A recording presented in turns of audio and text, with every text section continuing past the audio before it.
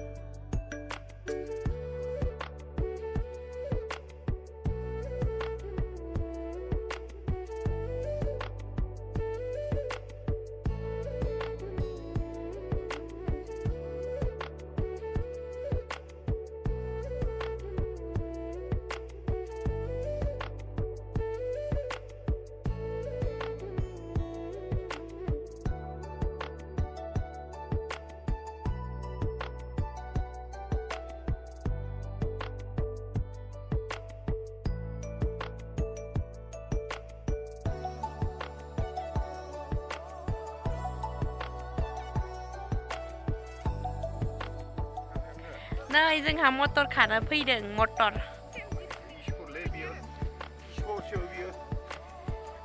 खानो फैदों, मटर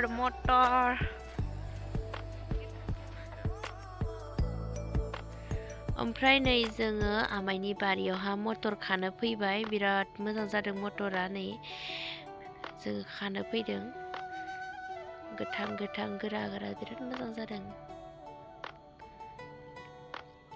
फिथाइ थादों, नै बिराद मोजां जादों। बेगर गोनां गोजा गोरा आरोना, राजोब्बाय मटरा।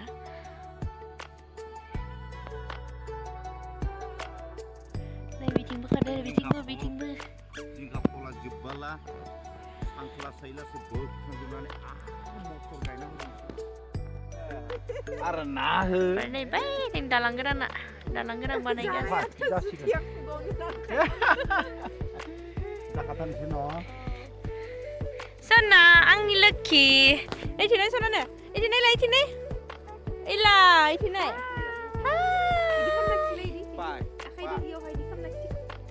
इदि खामना खिथिना नोङो नायलाय, इदि आखाइ फारनैदो खामनाया, इदि इथिंनि आखाइखौबो हो दे, आखाइ फारनैखौबो ला। दालांसो दं। सना मानसि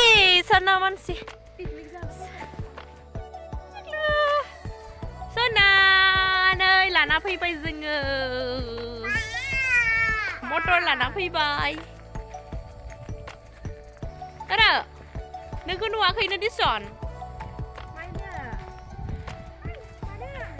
नोंखौ नुवाखै टुकलु, नोंखौ नुवाखै। मासे थान्दा आबैयासो दायो साउन्ड जाबाय थागोन।